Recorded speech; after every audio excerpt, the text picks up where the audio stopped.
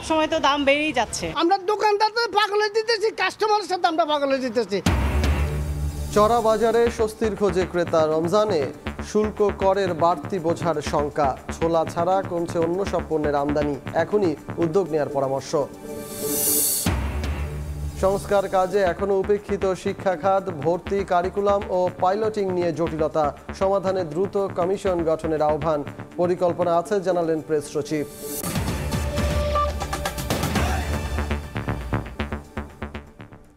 সকালের সময় সঙ্গে আছি আমি সজল মিত্র রিচার্ড। রমজান সামনে রেখে সরকারের পক্ষ থেকে ব্যাপক প্রস্তুতির কথা শোনা গেলেও আমদানির তথ্য বলছে ভিন্ন কথা। ছোলা ছাড়া অন্য কোনো পণ্য আমদানির জন্য ঋণপত্র খোলা ও নিষ্পত্তির হার কমেছে। এর মধ্যে আবার আমদানিকারকরা জানাচ্ছেন উচ্চমূল্যের বাজারে রমজানে দরকারি পণ্য কিনতে শুল্ক করের বাড়তি বোঝা টানতে হবে ভোক্তাকে। অর্থনীতিবিদরা বলছেন মার্চে শুরু হতে যাওয়া রমজানের জন্য আমদানি বাড়ানোর সময় এখনই, না হলে ব্যবস্থাপনাগত দুর্বলতায় পণ্যের দাম আরও বাড়তে পারে।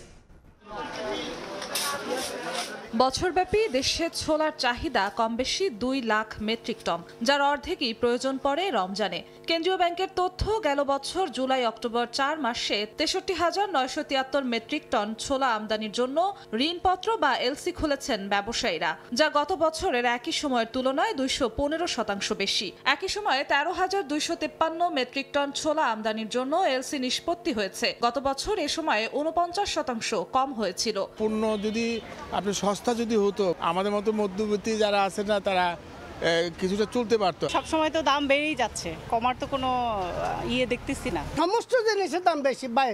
আমরা দোকানদার তো পাগলে দিতেছি, কাস্টমারের সাথে আমরা পাগলে দিতেছি। পর্যাপ্ত পরিমাণ সরকার এলসি অনুমতি দিবে, তখন পর্যায়ক্রমে বাজার কমবে। ট্যারিফ কমিশনের হিসেব, বছর জুড়ে খেজুরের চাহিদা প্রায় 1 লাখ মেট্রিক টন হলেও রমজানেই লাগে 60 থেকে 70 হাজার মেট্রিক টন। এই পণ্য আমদানিতে এখন পর্যন্ত ভালো কোনো বার্তা নেই। বছর ব্যবধানে গেল অক্টোবর পর্যন্ত 4 মাসে খেজুর আমদানিতে এলসি খোলা কমেছে প্রায় 29%, নিষ্পত্তিও কমেছে 69%-এর কাছাকাছি। এলসি আমাদেরকে দিত না, এখন তো আমরা এলসি আমরা হলো যখন চাই তখনই আমাদেরকে এলসি দেয়। গতবারের থেকে এই বছর ডলারের প্রাইস বেশি, সেক্ষেত্রে কস্টিং বেশি পড়বে। তার মানে ভোক্তা সাধারণ সেটার ব্যয় ভার নিতে হবে। ইফতারের আরেক অনুষঙ্গ পেঁয়াজু বানাতে রমজানে পেঁয়াজের চাহিদাও বাড়ে। অথচ গেল অর্থ বছরের প্রথম 4 মাসে পণ্যটি আমদানিতেও এলসি খোলা ও নিষ্পত্তি কমেছে যথাক্রমে 37 থেকে 65%। বিশ্লেষকরা বলছেন সরবরাহ বাড়াতে না পারলে ভোক্তা ভোগান্তি বাড়বে। রমজানের সময় পার্টিকুলার কয়েকটা পণ্যের ক্ষেত্রেই আমাদের চাহিদাটা বেশি বাড়ে। আমদানিকারকদেরকে কিছুটা আমার মনে হয় যে উৎসাহিত করা, প্রণোদিত করারও প্রয়োজন পড়বে, যাতে করে তারা সময় মতো এই আমদানিটা এনে আমাদের স্টকে রাখতে পারেন এবং সময় মতো রিলিজ করতে পারেন। বাংলাদেশ ব্যাংকের তথ্য, গত বছর জুলাই অক্টোবরে আলু আমদানির কোনো এলসি খোলা না হলেও এবার এ সময়ে 4,906 মেট্রিক টনের এলসি খুলেছেন ব্যবসায়ীরা। জিনাতারা জশুয়া, সময় সংবাদ, ঢাকা। রমজানে দাম সহনীয় পর্যায়ে রাখতে খেজুর আমদানিতে শুল্ক কর কমিয়ে প্রজ্ঞাপন জারি করেছে জাতীয় রাজস্ব বোর্ড এনবিআর। বৃহস্পতিবার এই প্রজ্ঞাপন জারি করা হয়। এনবিআরের এই সিদ্ধান্ত আগামী 31 মার্চ পর্যন্ত কার্যকর থাকবে বলে জানানো হয়েছে। রমজানে সাধারণ মানুষের ক্রয় ক্ষমতার মধ্যে রাখতে খেজুর আমদানিতে শুল্ক 25% থেকে কমিয়ে 15%, অগ্রিম আয়কর 10% থেকে কমিয়ে 3% ও বিদ্যমান 5% আগাম কর সম্পূর্ণ প্রত্যাহার করা হয়েছে। এই পণ্য আমদানিতে মোট কর 63.60% থেকে কমিয়ে 38.70% করা হয়েছে। এতে মানভেদে প্রতি কেজি খেজুরের আমদানি ব্যয় প্রায় 60 টাকা থেকে 100 টাকা কমতে পারে বলে জানিয়েছে সংস্থাটি।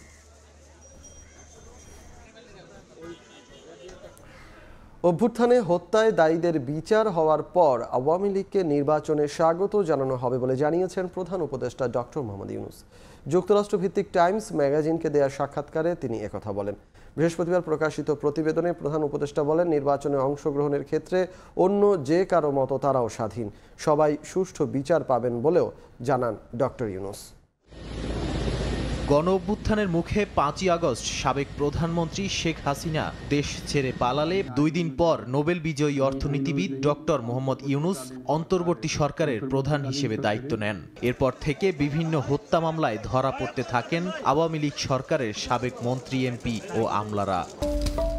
এবার যুক্তরাষ্ট্র ভিত্তিক টাইমস ম্যাগাজিনকে দেয়া সাক্ষাৎকারে আওয়ামী লীগের রাজনীতি নিয়ে কথা বললেন প্রধান উপদেষ্টা ডক্টর মোহাম্মদ ইউনূস। বৃহস্পতিবার প্রকাশিত প্রতিবেদনে তিনি বলেন, দায়ী ব্যক্তিদের বিচার হওয়ার পর আওয়ামী লীগকে নির্বাচনে স্বাগত জানানো হবে। নির্বাচনে অংশগ্রহণের ক্ষেত্রে যে কারো মতো তারাও স্বাধীন। রাজনৈতিকভাবে দলটিকে মোকাবিলা করা হবে। এ সময় নির্বাচন নিয়ে তাড়াহুড়ো করতে চান না জানিয়ে প্রধান উপদেষ্টা বলেন, এখনও নির্বাচনের কোনো তারিখ দেওয়া সম্ভব হয়নি। একই সঙ্গে প্রধান উপদেষ্টা দেশের প্রেক্ষাপটে শিক্ষার্থীদের ভূমিকা নিয়ে বলেন, তরুণদের ধ্যান ধারণা উচ্চাকাঙ্ক্ষাপূর্ণ। তারা এ অভ্যুত্থানের মাধ্যমে নিজেদের ভবিষ্যৎ চিত্রিত করেছে। বাংলাদেশ আগে যা দেখেছে তার থেকে অনেক বড় কিছু করেছে তরুণরা। প্রতিবেদনে বলা হয়, বাংলাদেশের সবচেয়ে পুরনো রাজনৈতিক দল আওয়ামী লীগের অংশগ্রহণ ছাড়া সত্যিকার জাতীয় ঐকমত্য সম্ভব নাও হতে পারে। নাদিম মারজান, সময় সংবাদ। সশস্ত্র বাহিনী দিবসে রাষ্ট্রপতি মোহাম্মদ শাহাবুদ্দিনের সঙ্গে সৌজন্য সাক্ষাৎ করেছেন 3 বাহিনীর প্রধান। বৃহস্পতিবার সন্ধ্যায় বঙ্গভবনে সেনাবাহিনী প্রধান জেনারেল ওয়াকারুজ্জামান, নৌবাহিনী প্রধান অ্যাডমিরাল মোহাম্মদ নাজমুল হাসান ও বিমান বাহিনী প্রধান air chief marshal Hasan Mahmud Khan রাষ্ট্রপতির সঙ্গে সাক্ষাৎ করেন।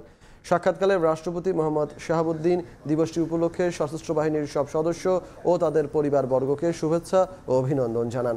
মুক্তিযুদ্ধের মাধ্যমে গড়ে ওঠা সশস্ত্র বাহিনী গর্বের প্রতীক উল্লেখ করে তিনি বলেন, দেশের স্বাধীনতা ও সার্বভৌমত্ব রক্ষার পাশাপাশি বিশ্বের বিভিন্ন দেশে শান্তি মিশনে সশস্ত্র বাহিনীর সদস্যরা দায়িত্ব পালনের মাধ্যমে দেশের ভাবমূর্তি উজ্জ্বল করছে।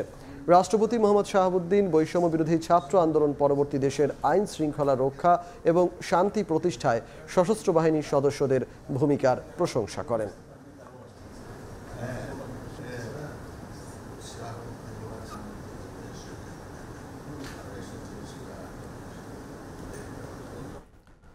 জুলাই আগস্টের আত্মত্যাগ সামনে রেখে দেশে একটি সুষ্ঠু নির্বাচন করতে চান নতুন প্রধান নির্বাচন কমিশনার এএমএম নাসির উদ্দিন।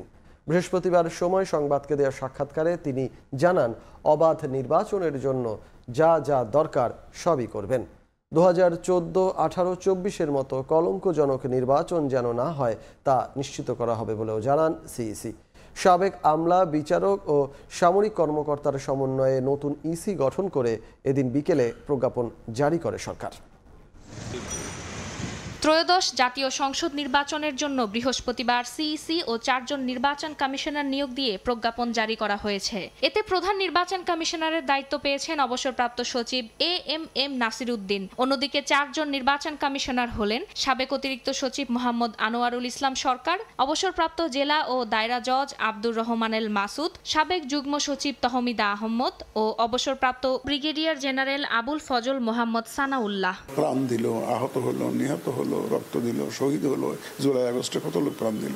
প্রথম প্রতিক্রিয়ায় জুলাই আগস্টের শহীদদের স্মরণ করে এভাবেই আবেগাপ্লুত হয়ে পড়েন নবনিযুক্ত সিইসি। একটি অবাধ ও সুষ্ঠু নির্বাচনের জন্য সর্বোচ্চ উদ্যোগ নেয়ার কথা বলেন তিনি। আমি একটা free, fair and credible election জাতিকে উপহার দিতে চাই। এইটা দিতে গেলে কি কি করতে হবে এটা আমাকে বুঝতে হবে আগে গিয়ে বসে। এটা আমি বোঝার চেষ্টা করবো আগে যে কি কি কোন কোন জায়গায় হাত দিলে আমি এই কাজটা করতে পারবো। তা আমি সৌভাগ্যবান বলবো একদিক থেকে যে আমাদের একটা রিফর্মস কমিশন কাজ করছে এবং under able leadership of mister Badiul Alam Majumdar, doctor Badiul Alam Majumdar, ওনারা বিশেষজ্ঞ মানুষ।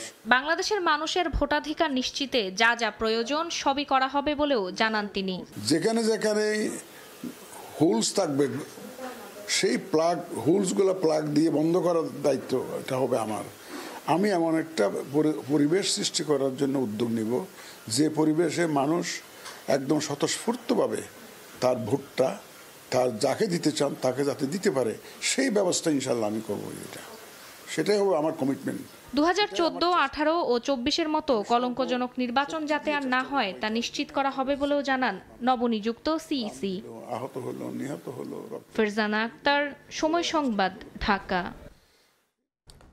সংস্কারের লক্ষ্যে দেশে 11টি কমিশন করা হলেও এখনো হয়নি শিক্ষা কমিশন। ফলে কলেজকে বিশ্ববিদ্যালয়ে রূপান্তর, প্রাথমিক, মাধ্যমিক ও বিশ্ববিদ্যালয়ে ভর্তি এবং কারিকুলাম নিয়ে সৃষ্টি হয়েছে নতুন সংকট। শিক্ষা বিশেষজ্ঞরা বলছেন, দ্রুত কমিশন গঠন করে সমস্যার সমাধান করতে না পারলে সংস্কার তো দূরের কথা, রুটিন কাজ পরিচালনাই চ্যালেঞ্জ হয়ে দাঁড়াবে। আর প্রধান উপদেষ্টার কার্যালয় বলছে, শিক্ষা কমিশন গঠন নিয়ে সরকারের পরিকল্পনা রয়েছে। শাকির আহমেদের রিপোর্ট। স্বাধীনতার 5 দশক পরেও নির্দিষ্ট হয়নি জাতীয় শিক্ষা দর্শন। ফলে ক্ষমতাসীন সরকার নিজেদের রাজনৈতিক দর্শন অনুযায়ী প্রবর্তন করে কারিকুলাম, রচনা করে পাঠ্য বই। আর সরকার পরিবর্তনের সঙ্গে সঙ্গেই বদলে যায় তা, বাতিল হয় কারিকুলামও। 2012 সালের পাঠ্য বই পরিমার্জন করে 2025 শিক্ষাবর্ষের জন্য ছাপানোর কাজ চলছে। আর 2026 সালে শিক্ষার্থীরা কোন কারিকুলামে পড়াশোনা করবে তা নিয়ে এখনো কোনো সিদ্ধান্তই হয়নি।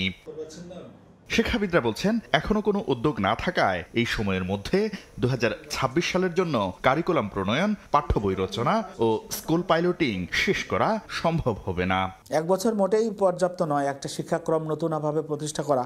পাঠ্যপুস্তক রচনার জন্য হয়তো আমরা 1 বছরে একটা শ্রেণী বা 2টা শ্রেণী একই সাথে তো আমাদের সকল শ্রেণী যদি করতে হয়, সেটা কিন্তু অনেক জটিলতা তৈরি করে এবং অনেক তাড়াহুড়ার কারণে অনেক ভুল ভ্রান্তি হয়, যেটা আমরা দীর্ঘদিন ধরে দেখে আসছি। তো এখনই উত্তম সময় সেই পরিকল্পনাটা গ্রহণ করবার, না হলে 2026 সালেও কোনো রকম জোড়াতালি দিয়েই এই শিক্ষা ব্যবস্থা পরিচালিত হবে। বিশেষজ্ঞরা বলছেন, শিক্ষা কমিশনের মাধ্যমে জাতীয় শিক্ষা দর্শন প্রতিষ্ঠা করতে না পারলে সংস্কারের লক্ষ্য অর্থহীন হয়ে পড়বে। একটি হোলিস্টিক এডুকেশন কমিটি হতে পারে বা কমিশন হতে পারে, তাদের আন্ডারে কতগুলো সাব কমিটি বা টাস্কফোর্স করে টোটাল জিনিসগুলোকে নিয়ে এসে সরকারকে দ্রুত উদ্যোগ নিতে হবে। আদারওয়াইজ কিন্তু টোটাল যে সরকারের লক্ষ্য, টোটাল যে সংস্কারের উদ্দেশ্য, পুরোটাই ভেস্তে যাওয়ার সম্ভাবনা রয়েছে। প্রধান উপদেষ্টার কার্যালয় বলছে, কমিশন গঠনের পরিকল্পনা রয়েছে তাদের। শিক্ষার অবশ্যই এটা কাজ হবে, বাট এটা কখন এই কমিশনটা হবে এখনো এটা ডিসিশন হয়নি। এর আগে সবশেষ শিক্ষানীতি প্রণয়নে ডক্টর কবির চৌধুরীর নেতৃত্বে কমিশন গঠন করে সরকার, যার তেমন কিছুই বাস্তবায়ন হয়নি। শাকির আহমেদ, সময় সংবাদ, ঢাকা। ছাত্র আন্দোলনে হামলার অভিযোগে মামলা হওয়ায় আত্মগোপনে কিশোরগঞ্জের 11 ইউপি চেয়ারম্যান। এতে স্থবিরতা নেমে এসেছে পরিষদের কার্যক্রমে। জরুরি সেবা না মেলায় চরম ভোগান্তিতে পড়তে হচ্ছে ওই এলাকার বাসিন্দাদের। সংকট নিরসনে শিগগিরই প্রশাসক নিয়োগের কথা ভাবছে স্থানীয় সরকার বিভাগ। নূর মোহাম্মদের পাঠানো তথ্য ও শরীফুল ইসলামের ছবি নিয়ে রিপোর্ট। গত 5 আগস্ট আওয়ামী লীগ সরকারের পতনের পর কিশোরগঞ্জের বাজেটপুরে স্থানীয় সংসদ সদস্য আফজাল হোসেনের বিরুদ্ধে বৈষম্য বিরোধী ছাত্র আন্দোলনে হামলার অভিযোগে অন্তত 9টি মামলা দায়ের করা হয়। এসব মামলায় আফজালের সঙ্গে আসামি করা হয় তার আত্মীয়, সহযোগী ও উপজেলার 11টি ইউনিয়ন পরিষদের চেয়ারম্যানদেরও।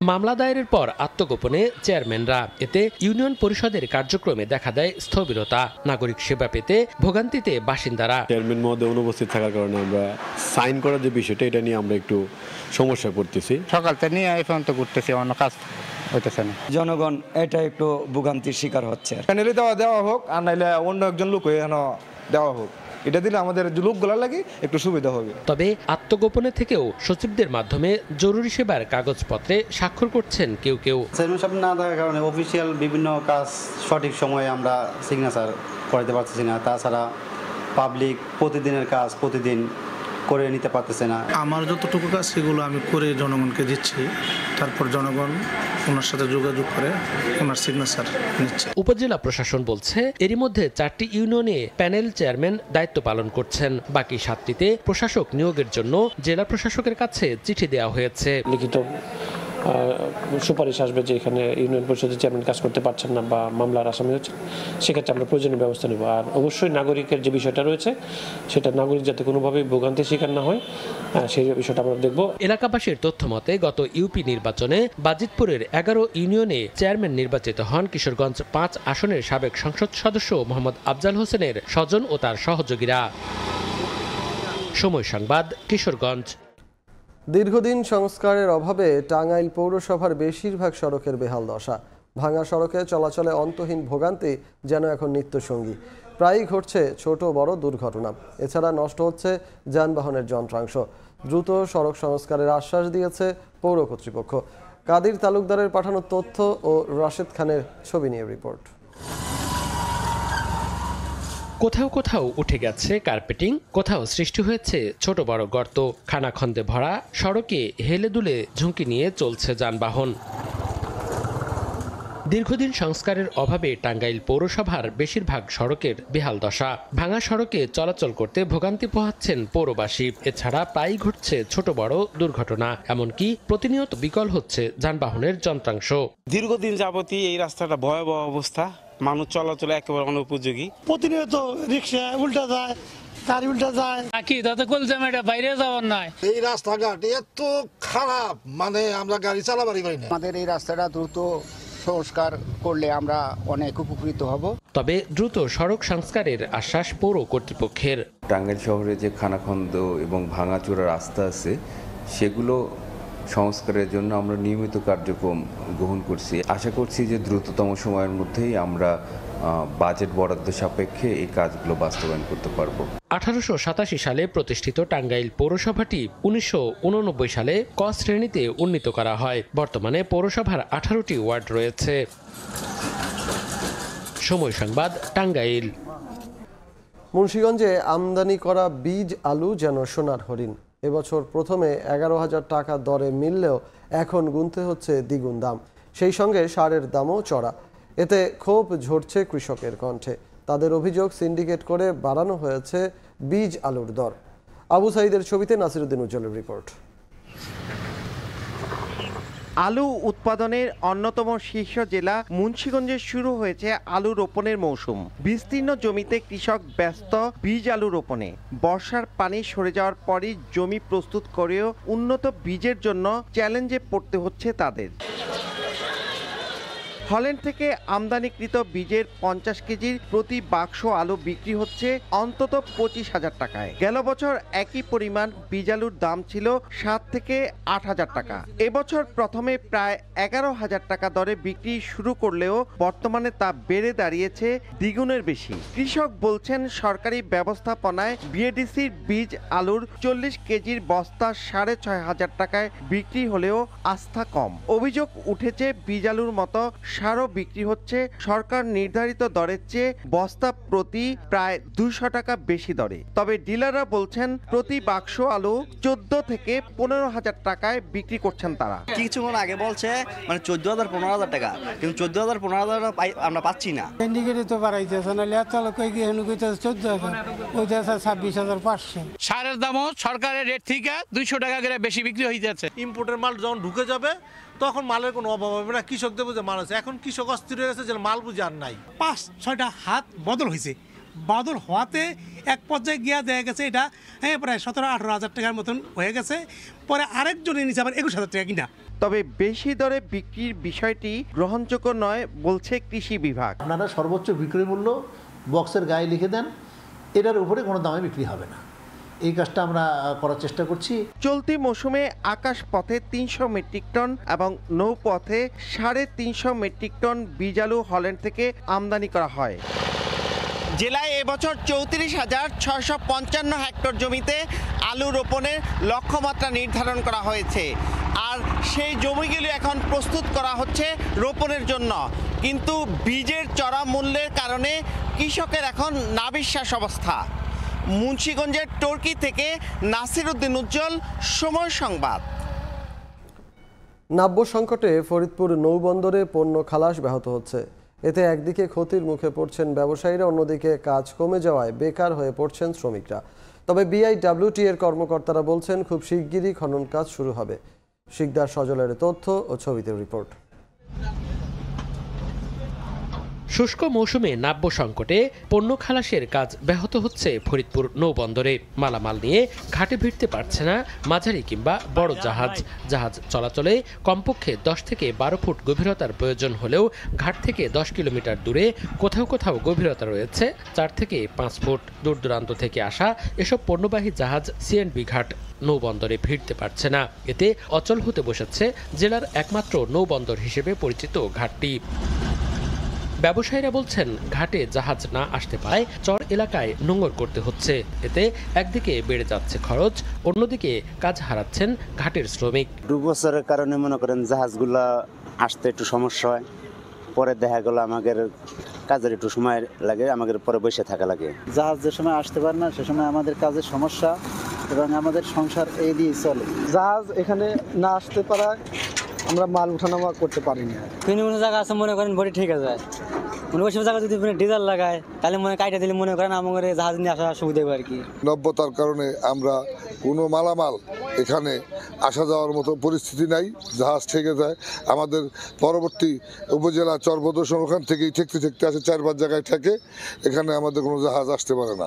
নাব্য সংকটের কথা স্বীকার করে বিআইডব্লিউটি এর কর্মকর্তা বলছেন যে কোনো সময় বন্ধ হয়ে যেতে পারে ঘাটটি। ঊর্ধ্বতন কর্তৃপক্ষকে বিষয়টি জানানো হয়েছে, দ্রুতই খননের কাজ শুরু হবে। ফরিদপুর নদী বন্দরের সিএনবি ঘাট যে কোনো মুহূর্তে বন্ধ হয়ে যেতে পারে। নাব্যতার সংকটের কারণে এই ধরনের ঘটনা ঘটবে যে কোনো সময়। যে সমস্ত চর পড়ছে সে সমস্ত অতি শিগগির ড্রেজিং কার্যক্রম শুরু হবে। গত অর্থবছরে ফরিদপুর নৌবন্দর থেকে 1,55,00,000 টাকার রাজস্ব আদায় হয়েছে। সময় সংবাদ, ফরিদপুর। ইসরায়েলি প্রধানমন্ত্রী বেনিয়ামিন নেতানিয়াহুর বিরুদ্ধে আন্তর্জাতিক অপরাধ আদালতের গ্রেফতারি পরোয়ানা জারিকে স্বাগত জানিয়েছে বিশ্বের বিভিন্ন দেশ। ইউরোপীয় ইউনিয়ন বলছে তাদের 27টি দেশই আইসিসির আইন মানতে বাধ্য। ইতালিতে প্রবেশ করলে নেতানিয়াহুকে গ্রেফতারের ঘোষণা দিয়েছে দেশটি, তবে বাইডেন প্রশাসনের পক্ষ থেকে নাকচ করে দেয়া হয়েছে এই রায়। দীর্ঘ 5 মাসের আইনি জটিলতা কাটিয়ে গাজায় নির্বিচারে গণহত্যা চালানোর দায়ে ইসরায়েলি প্রধানমন্ত্রী বিনইয়ামিন নেতানিয়াহুর বিরুদ্ধে গ্রেপ্তারি পরোয়ানা জারি করলেন নেদারল্যান্ডের হেগের আন্তর্জাতিক অপরাধ আদালত আইসিসি। একই অপরাধে দেশটির সাবেক প্রতিরক্ষা মন্ত্রী ইয়োব গ্যালান্তের বিরুদ্ধে জারি করা হয় গ্রেপ্তারি পরোয়ানা। এতে বিশ্বজুড়ে দেখা দিয়েছে মিশ্র প্রতিক্রিয়া। ইউরোপীয় ইউনিয়নের পাশাপাশি এই গ্রেপ্তারি পরোয়ানাকে স্বাগত জানিয়েছে বিশ্বের বিভিন্ন দেশ। ইইউ বলছে তাদের 27টি দেশই আইসিসির আইন মানতে বাধ্য। ইতালির পক্ষ থেকে জানানো হয় তাদের দেশে নেতানিয়াহু প্রবেশ করলে তাকে গ্রেপ্তার করা হবে। নেদারল্যান্ড জানায় তারা আইসিসির আইন মানতে বাধ্য। একই সুরে বেলজিয়ামের পক্ষ থেকে বলা হয় ইউরোপের দেশগুলোর উচিত ইসরায়েলের সঙ্গে বাণিজ্যিক ও অর্থনৈতিক সম্পর্ক ছিন্ন করা। এছাড়াও যত চুক্তি আছে সব বাতিল করার আহ্বান জানায় দেশটি। এর পাশাপাশি ইসরায়েলি গণহত্যার জন্য দেশটির সব কর্মকর্তাকে জবাবদিহি করার আহ্বান জানায় তুরস্ক। একই সঙ্গে আইসিসির আইনকে সম্মান জানিয়েছে যুক্তরাজ্য। মধ্যপ্রাচ্যের দেশ ইরাক সব মুক্ত দেশকে আইসিসির রায় মেনে নেয়ার আহ্বান জানিয়েছে। তবে বাইডেন প্রশাসনের পক্ষ থেকে নাকচ করে দেয়া হয়েছে এই রায়। যুক্তরাষ্ট্রের দাবি গ্রেপ্তারি পরোয়ানা জারি করার পর আইসিসির আর কোনো কিছু করার নেই। এছাড়া ইসরায়েলের সাবেক প্রতিরক্ষা মন্ত্রী ইয়োব গ্যালান্ত বলেন তার বিরুদ্ধে গ্রেপ্তারি পরোয়ানা জারি করে বিপজ্জনক নজির স্থাপন করেছে আইসিসি। অন্যদিকে দেশটির পররাষ্ট্রমন্ত্রী গিডন সার বলেন যেসব দেশ এই আইন মানবে তাদের বিরুদ্ধে ব্যবস্থা নেয়ার জন্য সব দেশের রাষ্ট্রদূতকে নির্দেশনা দিয়েছেন তিনি। নাদিম মারজান, সময় সংবাদ। মার্কিন অ্যাটর্নি জেনারেল পদ থেকে নিজের মনোনয়ন প্রত্যাহার করে নিয়েছেন ম্যাট গেটস। বৃহস্পতিবার সামাজিক যোগাযোগ মাধ্যমে শেয়ার করা এক পোস্টে তিনি এই সিদ্ধান্তের কথা জানান। সিনেটে নিজ দল রিপাবলিকানদের বিরোধিতার মুখে এই সিদ্ধান্ত নেন তিনি। ম্যাট জানান তিনি আসন্ন ট্রাম্প প্রশাসনের বিভ্রান্তি এড়াতে চাচ্ছেন। আরও বলেন ঝগড়া করে সময় নষ্টের সুযোগ নেই ওয়াশিংটনের। ম্যাটের এই সরে দাঁড়ানোতে স্বস্তি প্রকাশ করেছেন কয়েকজন মার্কিন সিনেটর। এদিকে একই দিনে ম্যাটের স্থানে ফ্লোরিডার সাবেক অ্যাটর্নি জেনারেল পাম বন্ডিকে নিয়োগ দিয়েছেন নবনির্বাচিত প্রেসিডেন্ট ডোনাল্ড ট্রাম্প। তিনি তার সামাজিক যোগাযোগ মাধ্যম ট্রুথ সোশ্যালে একটি পোস্টের মাধ্যমে জানান পাম প্রায় 20 বছর একজন কঠোর প্রসিকিউটর হিসেবে দায়িত্ব পালন করছেন। এছাড়া তিনি ফ্লোরিডার প্রথম নারী অ্যাটর্নি জেনারেল। ঘূর্ণিঝড় কাইতেনোর প্রভাবে ফ্রান্সে ভারী তুষারপাতে বিপর্যস্ত জনজীবন। দুর্যোগপূর্ণ আবহাওয়ায় দেশটির বিভিন্ন এলাকায় সতর্কতা জারি করা হয়েছে। পর্যটকদের জন্য সাময়িকভাবে বন্ধ করে দেওয়া হয়েছে আইফেল টাওয়ার। তবে পর্যটক সহ প্রবাসী বাংলাদেশিরা উপভোগ করছেন এ তুষারপাত। প্যারিস থেকে বিস্তারিত মোহাম্মদ লুৎফুর রহমান বাবুর রিপোর্টে। শুভ্র চাদরে ঢাকা চারপাশ, যেদিকে চোখ যায় বরফে ছেয়ে আছে সবকিছু। বিরামহীন তুষারপাতে দেখে গেছে ফ্রান্সের রাস্তাঘাট, যানবাহন সহ আশপাশের এলাকা। তুষারপাতে রাজধানী প্যারিসের 3 থেকে 5 সেন্টিমিটার এবং দেশটির বেলফুট অঞ্চলে 20 সেন্টিমিটার পর্যন্ত বরফ জমা হয়। বাড়ি তুষারপাতের কারণে পর্যটকদের জন্য বন্ধ করে দেয়া হয় আইফেল টাওয়ার। এছাড়া কয়েকশো কিলোমিটারের দীর্ঘ যানজটের সৃষ্টি হওয়ায় জনজীবনে নেমে আসে চরম দুর্ভোগ। বিদ্যুৎবিহীন হয়ে পড়েন 2 লাখেরও বেশি বাসিন্দা। ব্যাহত হয় বিমান ও রেল যোগাযোগ। এদিকে পর্যটক সহ প্রবাসী বাংলাদেশিরা উপভোগ করছেন এ তুষারপাত। আইফেল টাওয়ারে উঠতে না পারার আক্ষেপ থাকলেও তুষারপাতে উচ্ছ্বসিত ভ্রমণে আসা পর্যটকরা। It's snowing and it's a little bit disappointing because we wanted to see the tower. So we're from Canada, so seeing all the snow reminds us of home. It's still really pretty and we're having a great day. Just wanted to see the Eiffel Tower. We're used to the cold weather, but yeah, it's been good. ফরাসিদের পাশাপাশি প্রবাসী বাংলাদেশিরও তুষারপাতে আনন্দ উদযাপন করেন। পর্যটক সহ অনেকের জন্যই এই তুষারপাত উৎসব ও আনন্দের কারণ হলেও দেশটির আশ্রয়হীন ও গৃহহীনদের জন্য তা চরম দুর্ভোগ আর কষ্টের। এদিকে আবহাওয়া বিভাগ জানিয়েছে এই তুষারপাত আরও অব্যাহত থাকবে, ফলে তাদের দুর্ভোগ আরও বাড়বে। মোহাম্মদ লুৎফুর রহমান বাবু, সময় সংবাদ, প্যারিস, ফ্রান্স। নির্বাচন সহ নানা কারণে নির্ধারিত সময়ে ফুটবল মৌসুম শুরু না করায় আর্থিক ক্ষতির মুখে পড়েছে ঘরোয়া লিগের ক্লাবগুলো। ক্যাম্পে বিদেশি ফুটবলারদের জন্য গুনতে হয়েছে বাড়তি বেতন। খরচ বাড়ার পাশাপাশি মধ্যবর্তী দল বদলেও নানা জটিলতায় পড়ার শঙ্কায় ক্লাব কর্মকর্তারা। সময়মতো মৌসুম শেষ হওয়া নিয়েও আছে শঙ্কা। সব জেনেও দায়সারা উত্তর বাফুফের। আগামী বছর 31 মের মধ্যেই ফুটবল মৌসুম শেষ করার আশ্বাস পেশাদার লীগ কমিটির চেয়ারম্যান ইমরুল হাসানের। কথা ছিল 11ই অক্টোবর শুরু হবে 2024-25 ফুটবল মৌসুম, কিন্তু বরাবরের মতোই কথা দিয়ে রাখেনি বাফুফে। নির্বাচনের ডামাডোলে চাপা পড়ে যায় ঘরোয়া ফুটবল মৌসুমের হাকডাক। মাঠ সংকট ও পারিপার্শ্বিক নানা কারণ দেখিয়ে 1.5 মাস পিছিয়ে দেওয়া হয় ঘরোয়া ফুটবল। ফেডারেশন কর্তাদের নির্বাচন প্রীতির কারণে আর্থিক ক্ষতির মুখে পড়েছে ক্লাবগুলো। ক্যাম্পে বিদেশি ফুটবলারদের জন্য গুনতে হয়েছে বাড়তি বেতন। খেলা না থাকায় ছন্দ হারিয়ে ফেলেন ফুটবলাররাও। প্লেয়ারদের যে প্র্যাকটিস করার বা খেলার যে মন মানসিকতা থাকে সেই টেম্পোটা আসলে হারিয়ে যায়। ফরেন তো জানেন, ধরেন মান্থলি ওদের স্যালারি দিয়ে দিতে হবে, ওদের সাথে কোনো কথা নাই। আমরা ধরেন first league to last league পর্যন্ত, তো এই জন্য ফরেনটা একটু তাড়াতাড়ি আসলে ওদের ধরেন 1 মাস করে স্যালারিটা বেড়ে যায়। এখানে একটা খরচ আছে এবং থাকা খাওয়ার একটা খরচ তো আছেই, এটা জানেন, যেহেতু লিগটা বড় হয়ে গেছে। কারণ আমাদেরকে যখন প্রথম বলছিল যে একটা টাইমে শুরু হবে, এরপর অলমোস্ট প্রায় 1 মাসের বেশি আমাদের খেলাটা পিছাইছে। এই জন্য সবাই, আমি মনে করি সবাই আর্থিকভাবে ক্ষয়ক্ষতি হয়েছেই। দেরিতে খেলা শুরু হয়, সময় মতো ফুটবল মৌসুম শেষ করতে পারা নিয়েও শঙ্কায় আছেন ক্লাব কর্তারা। আছে মধ্যবর্তী দলবদল নিয়েও জটিলতা। ক্যালেন্ডার তো ধরতে পারবেন না, যে ক্যালেন্ডারে ছিল যেহেতু পিছাইছে প্রায় অলমোস্ট 1 মাস, তুলে তো আপনি নেক্সট উইন্ডো যে ক্যালেন্ডারটা এটা ধরতে পারবেন না, এটা তো সময় নষ্ট হয়েছে। প্লেয়ারগুলোকে নিয়ে আমরা একটা উইন্ডোতে তো যাওয়ার কথা ছিল, এখন উইন্ডোটা কিভাবে হবে সেই উইন্ডোতে, যেহেতু আমাদের জানুয়ারি মাসে উইন্ডোটা চলে আসবে, সেই ক্ষেত্রে তো আমাদের মিড টার্মের খেলা চলাকালীন মিড টার্মে যে উইন্ডোতে আমরা পড়ছি। সব জেনেও অবুঝ বাফুফে। রাজনৈতিক পট পরিবর্তনের কারণেই নাকি ফুটবল মৌসুম পিছিয়ে দিতে বাধ্য হয়েছে ফেডারেশন। তবে সমস্যার সমাধানও নাকি রাখা হয়েছে নতুন মৌসুমের ক্যালেন্ডারে। দেরি করে শুরু করলো, আমরা ফিকচারটুকু এমনভাবে তৈরি করেছি যে আগামী বছর আমাদের যে টার্গেটটুকু ছিল আন্তর্জাতিক উইন্ডোর সাথে ম্যাচ করে যেন রেজিস্ট্রেশনটা শুরু হতে পারে, আমাদের সেই দিক থেকে দৃষ্টি আছে এবং উইদিন 31 মে আমরা আমাদের সিজনটুকু শেষ করে ফেলব। আগামী বছর 31 মের মধ্যে ফুটবল মৌসুম শেষ করার আশ্বাস পেশাদার লীগ কমিটির। পারভিন আক্তার, সময় সংবাদ, ঢাকা। সকালের সময় শীর্ষ সংবাদগুলো জানিয়ে দিচ্ছি আরেকবার। সব সময় তো দাম বেড়েই যাচ্ছে, আমরা দোকানদার তো পাগল হয়ে দিতেছি, কাস্টমারের সাথে আমরা পাগল হয়ে দিতেছি। চড়া বাজারে স্বস্তির খোঁজে ক্রেতা। রমজানে শুল্ক করের বাড়তি বোঝার শঙ্কা। ছোলা ছাড়া কমেছে অন্য সব পণ্যের আমদানি, এখনই উদ্যোগ নেওয়ার পরামর্শ। এবং সংস্কার কাজে এখনো উপেক্ষিত শিক্ষা খাত, ভর্তি, কারিকুলাম ও পাইলটিং নিয়ে জটিলতা। সমাধানে দ্রুত কমিশন গঠনের আহ্বান। পরিকল্পনা আছে জানালেন প্রেস সচিব।